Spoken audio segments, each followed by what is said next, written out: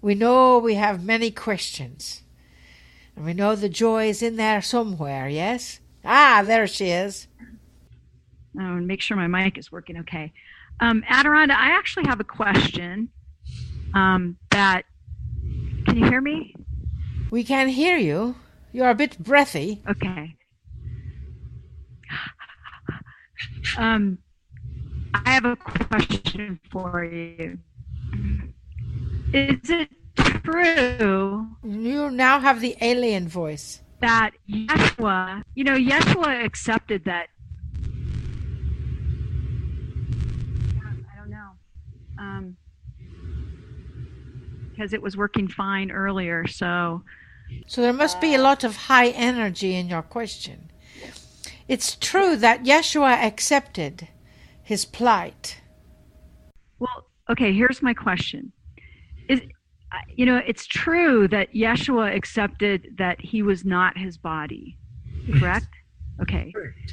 If we as humans were also, not just intellectually, because I think probably everybody on this call intellectually accepts that we are not our body, but if we could, I don't know what the word is, spiritually accept it, live it, understand the form as the way Yeshua did, is it true that we would experience no pain, and also we would not experience time and distance? That is a wonderful question. There's only one way I know to be sure of that answer, and that is to transcend your own body.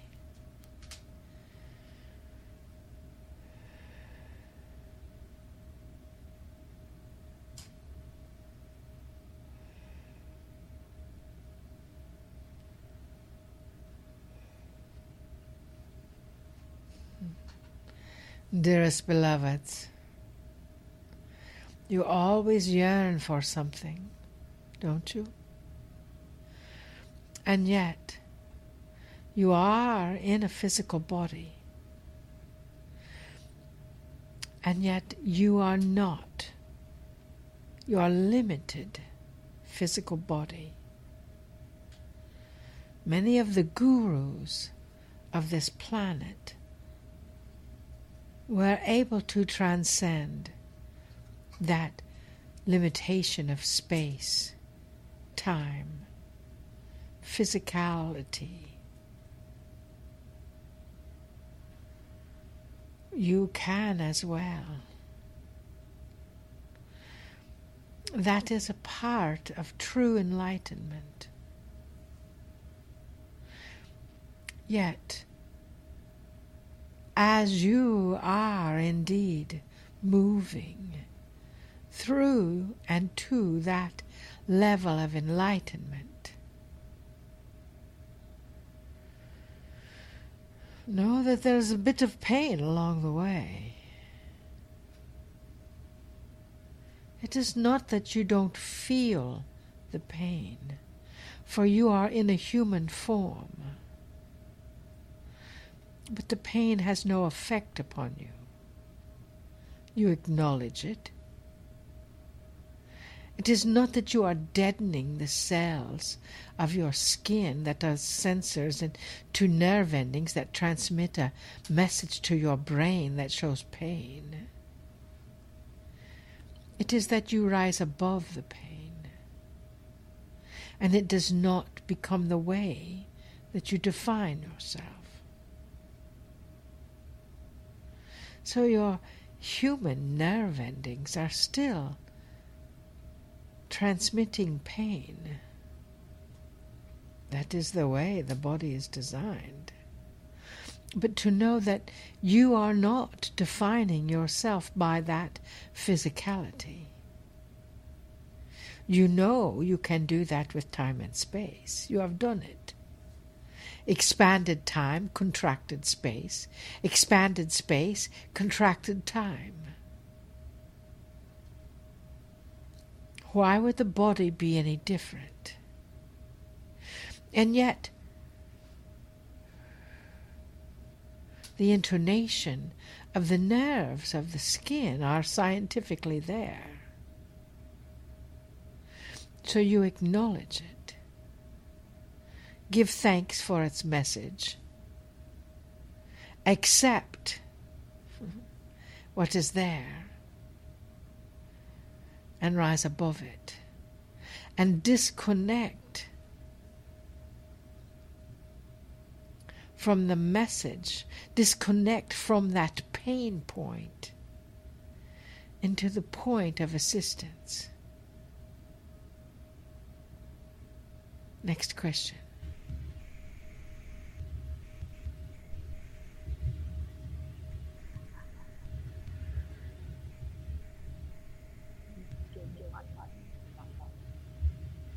Yes. How soon after both pass do they reincarnate, and are they drawn back to their human?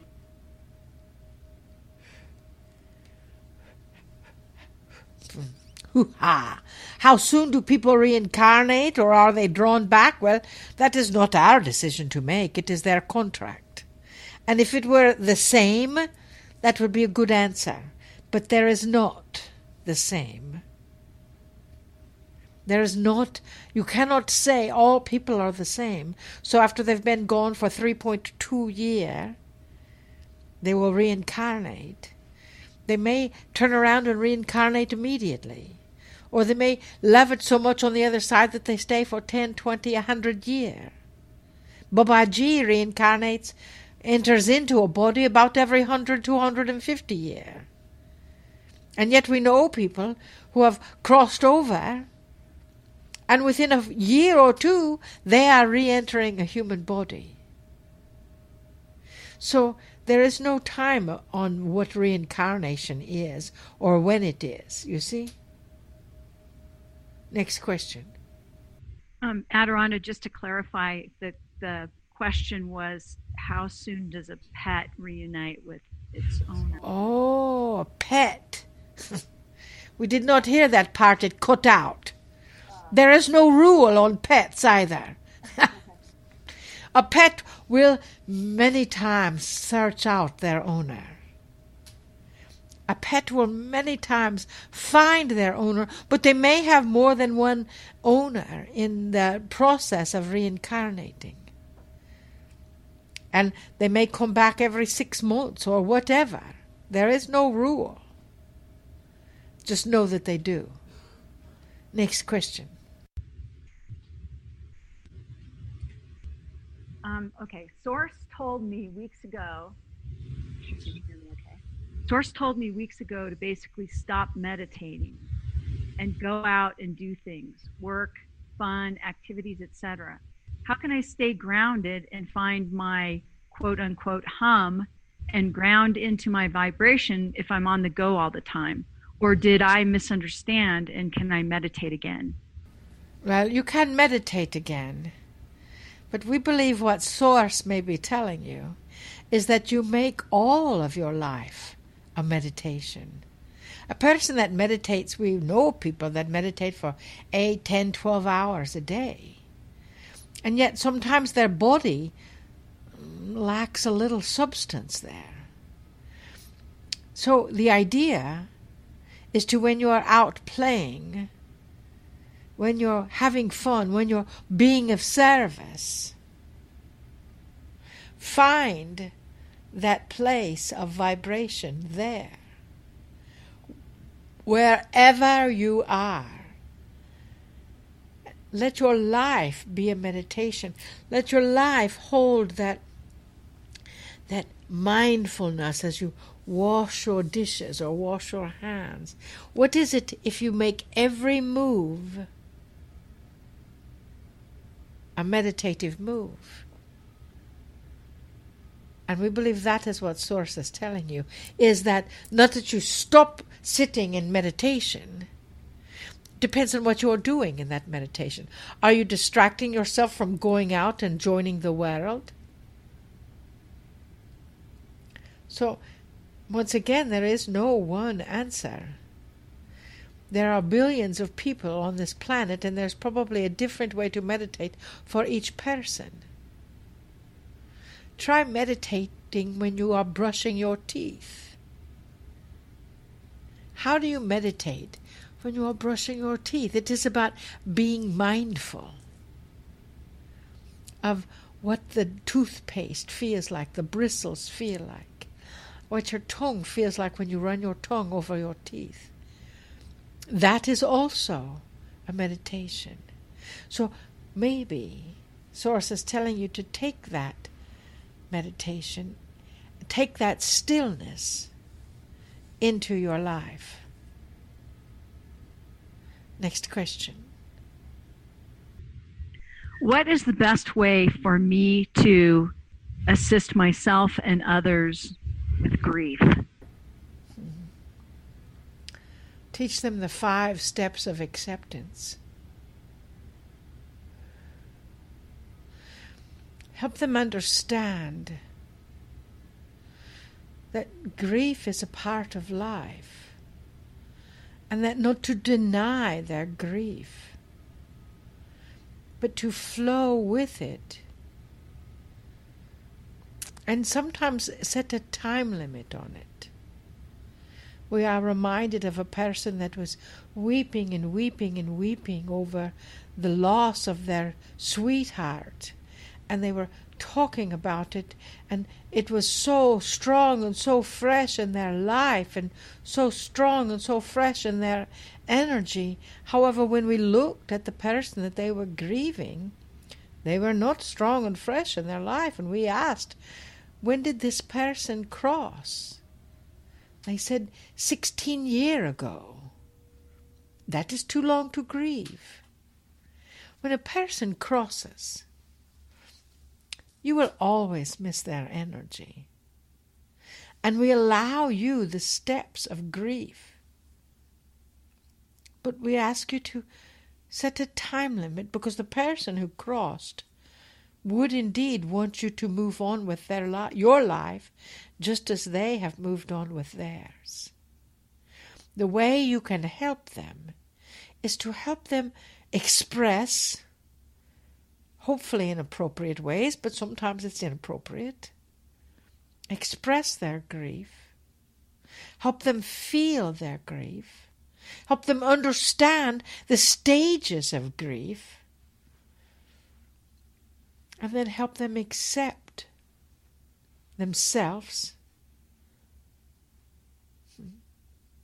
and their loved one who crossed,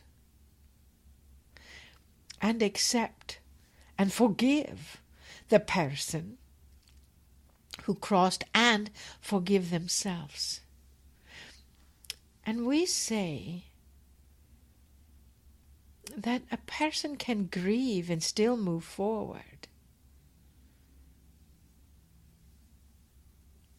So sometimes it is just about being present and allowing someone else to express their grief, and knowing that you don't have to fix it. You don't have to rescue it. You don't have to rescue anyone. You just get the opportunity to wrap your energy around them sometimes, and just hold them. That is the way we would help you give service to those in grief. Next question. Adirondha, can you explain how there can be free will and divine order? This still confuses me. Well, it confuses most everyone, dearest. You've got free will, so how can free will and divine order be the same? Because if there's a destiny that is created, you've chosen that destiny, and that is a part of divine order. You see, on the divine order, it is not a straight line. That this is the person that is born here, and they're moving straight through to this ending. There's all sorts of choices and decisions that are made in that capacity, and yet all of that path is a part of divinity, because you are that divinity. You are good, orderly direction, or God that is within you. You are guidance, activating your own destiny. So that is still that part of divine order. Now we say that worry is contrary to divine order. Worry is not trusting that divine order. So if you're worried about making a choice, of the free choice being the wrong choice, how can that be then divine order? And that is what causes you to freeze or get stuck, for fear of making the wrong choice, when every choice is the right choice. Every choice is the decision that you have made, and therefore it becomes that destiny of you. You will always get from point A to point B. As we have said, you may take the scenic route. That is your free will and choice. You may take the direct route. That is your free will and choice. One may say, well, how can the destruction of something very major be a part of divine order? Because I've chosen that, and I would never consciously choose that. Somewhere you did. That is a part of that challenge, isn't it? You see, the divinity of that order lies within you and your choices. And every choice, every step in any direction is a part of your path. You can ask for that path to be with as much ease and grace as is possible. But you still get the opportunity to accept what is laid out before you based upon your choices. And that is how it becomes the order of the divinity. Divine order is always in place, because you are always in place. Next question. I believe this question goes back to your message earlier, Adirondha, about acceptance. With the acceptance of now, where would one's desire to improve their life quality fit? Should I not have a motivation to achieve my goals? Can you explain this? No. With the acceptance of now, should I not have the motivation to achieve my goals, because the goal is in the future and the now is right now. And you choose to pay your bills and live a happy life, and to do so, you may make a plan to pay your bills in the future, even though right now, or whatever. You see, you're trying to define the timeline in a physical form, and it is simply not going to work. Now is now. Yes, you are present now. Yes, you accept now. Yes, you have the process of that acceptance now, and when you're triggered by something or have your buttons pushed, that is a response to something that is not now. And yet, as a human, many times, not all, But many times you have the desire to create something for yourself, and it takes a step-by-step process. You want to be a doctor. You can't just decide to be a doctor. You've got to make a plan to be a doctor. And that is your goal. So we believe that you're talking about two different things. Now is now. Deal with what is in front of you. And look and see what you would like for tomorrow to be. And what steps you might be able to take today for tomorrow to feel like what you want it to feel like. So be aware that you can't set that timeline. Now is now. But to get a plant to grow in your garden in the spring, you get to plant the seed now. And therefore in the future, you can eat that plant or whatever, or watch it blossom. But unless you took care of the planting now, and then planned tomorrow or the next day to water it and nourish it and love it and put the Reiki symbols in it so it grows strong and healthy,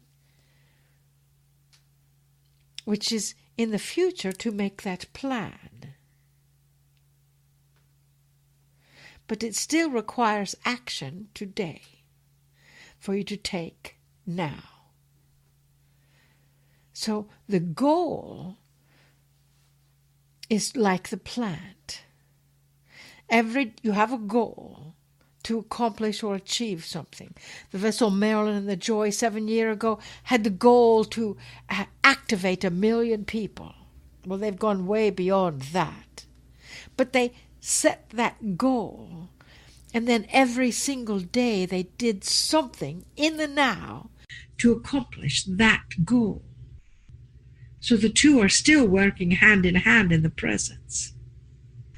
You see what we say? Does that answer your question? It answers my question.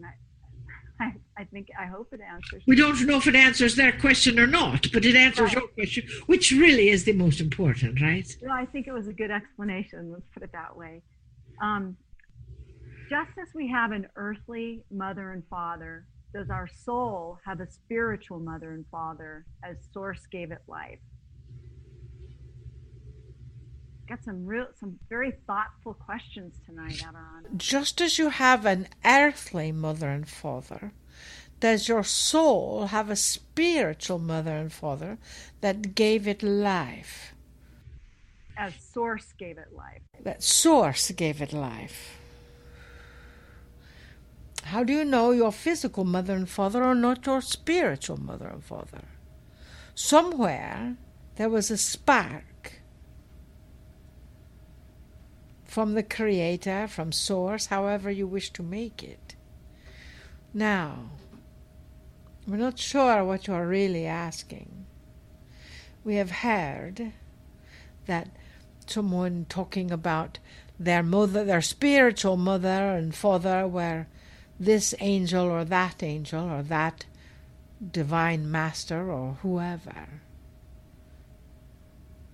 That is where we say, be here now. Is it how does it make a difference in your life to believe that there are a spiritual mother or father that ignited your soul so it could enter into the physical form? That would make sense, yes. However, it comes back to the question of the chicken and the egg. Which had to come first? And what difference does that make in your life today? If you need to replace your physical mother and father with a spiritual essence, That is fine. You can do that. But you still might have to forgive your physical mother and father. You have a spiritual family, an essence of spirituality that is beyond your physical beings that are in your blood relation.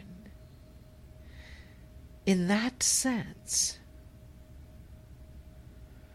you have a spiritual mother and father because you have a spiritual teacher or a guide that is working with you. Always. Were they in the beginning of your soul's creation? Why not? Does that make a difference to you now? If some reader or channel or someone said, well, your physical, spiritual mother was Kuan Yin.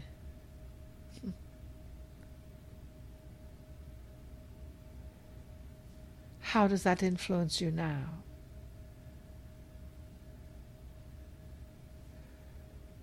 That is our question back to you.